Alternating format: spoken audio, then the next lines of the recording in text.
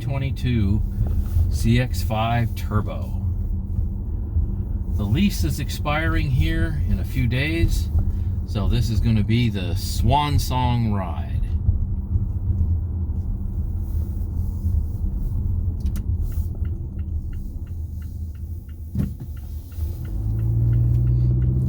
I hope my camera doesn't fall over. We're going to attempt to do some acceleration. Won't this be fun?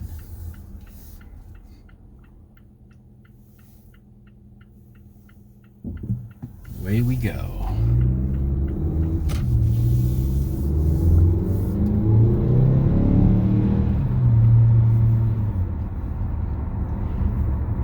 So you can hear that I don't run this, it wasn't running in sport just there. So you do have a little bit of a over rev, you got a little bit overrun. That's to be expected. I was running it in normal mode. It has sport mode. So let's see if I flip it, the button here, there we go. See, everything turns red. Now it's in sport mode. So it only allows you to go into a maximum, normally a fourth gear, unless you force it. See, if I go right here, I'm in manual. And if the sun isn't totally blasting you, which it might be, it's blasting my eye. Blah. Yeah, fourth gear is it. And you can go and manually shift it. And I have paddle shifters here too. And then, let's see, here's normal. And then I can also flip it to off-road. And that turns it kind of brownish, I guess. Yeah, I'd call that brown. Maybe there's a little orange in it, but it's kind of brown. I've never really taken this off-road. Don't really have any plans to take it off-road.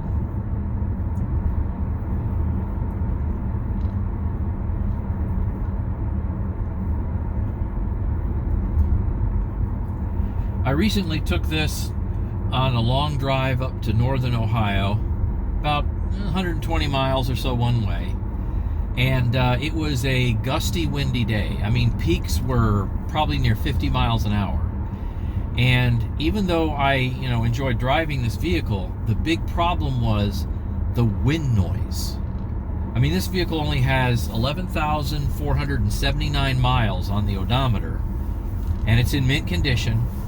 Tires are set to the proper pressure, everything. There's nothing wrong with everything. Nothing wrong with anything. And guess what?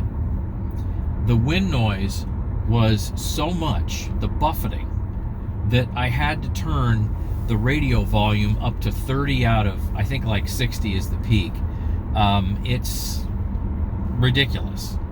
Now, my wife's brand new 2024 that I mentioned in another video, driving on the same road, we were driving together because we went to go pick up her 2024. Guess what?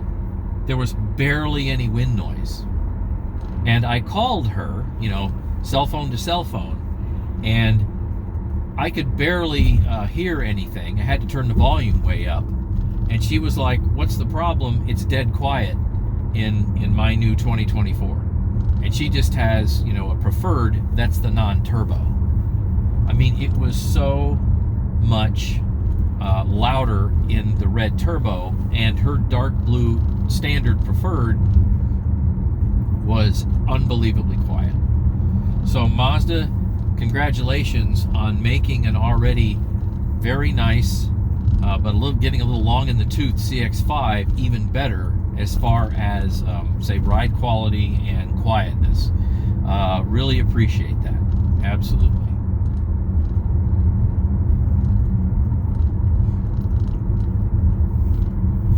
For some reason I'm getting a little rattle here. I'm not sure where that rattle is coming from.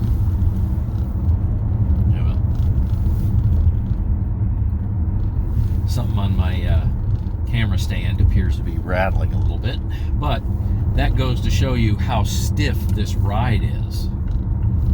I mean, it's sports car stiff. And don't get me wrong, the handling, yes, it's fantastic. It's really fantastic. You can drive this thing like a sports car, and it's not a problem. I mean, it's extremely sporty. When this came out, Car and Driver rated it as a 10 out of 10. And I mean, that's fantastic accolades. However, that means that it's a rough ride over rough roads.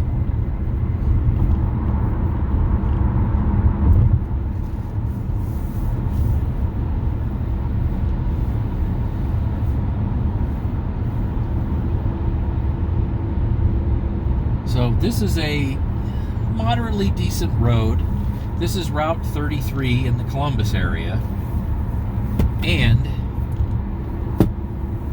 the pavement's in reasonable condition.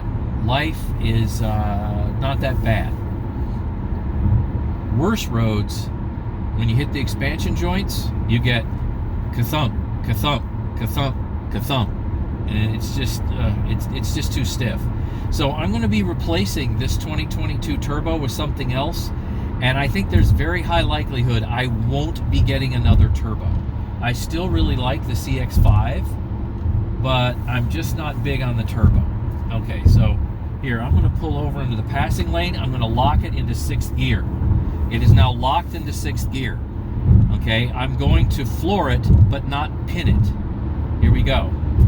And watch that turbo come up, and watch my speed just fly up. See that right there? I did not downshift. That's how much torque this has. So it's rated at 320 torque, and I bet you with my full synthetic oil and my 93 octane gas, I might have a little more. Now let's see. I don't know if I have enough room to go and squeeze off a little passing power here, but I'm just locked into 6. Now I can use the paddles too. There's paddles right here. Yeah, I don't really have enough room to do what I'd like to do, so I'll just go ahead and pop it back over to D. So it's a super sporty SUV. It's 3,800 pounds. It's a 2.5 liter 4-cylinder turbocharged vehicle. And it really goes. Car and Driver had it 0 to 60 in the low 6s, which is fast. You know, you put a person in it, you're at, like, say, a couple of tons, and to move a couple of tons that quickly requires some real oomph. I wish it had a little more horsepower, and there's probably a firmware flash, not authorized by Mazda, that you could get. I just bet you it would take this thing over 300 horse. Because they limit the horsepower peak, for those nerds out there, to around 5,000 RPM, and this engine can spin up a lot higher than 5,000 RPM. So I bet you there's somebody out there that probably has a firmware flash, again, not authorized by Mazda, that should take this up to well beyond 300 horsepower at 6,000 RPM. I mean, this thing is fast enough anyway. To be perfectly honest with you, there's just no real reason to, be any faster than this. It's fast, and the passing power is fantastic. Going up a hill, fully loaded, with people, stuff in the hatch, you have passing power like you just can't even imagine. Now let's see. I think I need to get over another lane, because I'm going to get something to eat. Most of the time when you're driving this thing, whether it's on the highway or in the city, you just don't really need to dip into the power. You can just easily tap on the accelerator and you have all you need. So maximum torque comes in low. Mazda rates it at, I think, 2,500 RPM. And it's just wonderful having all that torque. However, there's a downside. All that wonderful torque and power, right, sucks down your gas. So the best that I can do with this vehicle, with the 93 octane gas and the fully synthetic motor oil, and driving on a flat road in, like, say, 50 or 60 degrees Fahrenheit, no rain, no wind, just mild everything, I can hit 30 miles to the gallon. Maybe I can hit 31 if I'm really lucky, but I can't do any more than that. So this is not a gas mileage king. It isn't.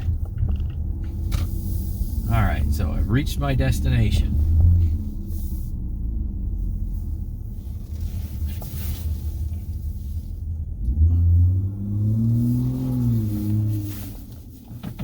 see what we got going on here. Do.